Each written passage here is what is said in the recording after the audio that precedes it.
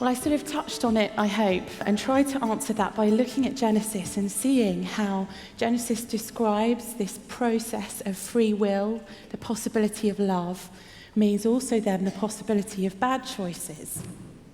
And the way that the writer of Genesis describes that process links together and is highly realistic about the impact of individual decisions.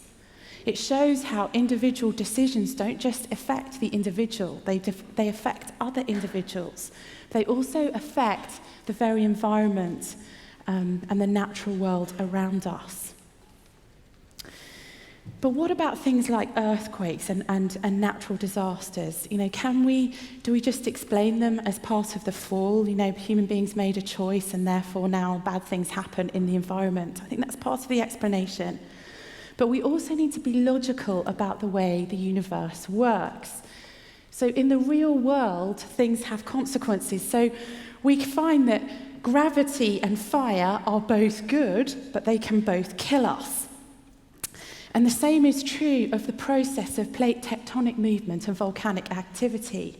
They're good for mountain building or the rise of the amazing Caribbean islands.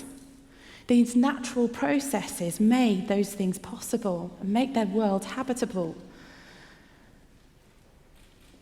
But there are also perils that go along with them.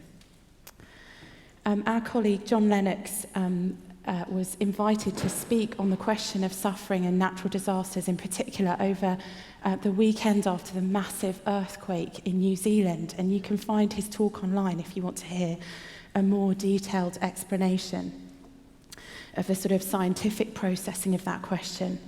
The last thing I'd say, though, about natural disasters is that it is often the poorest and the weakest who are most negatively affected by those earthquakes. If you look at the Haiti disaster, for example, many of the people died through preventable things like poorly built housing.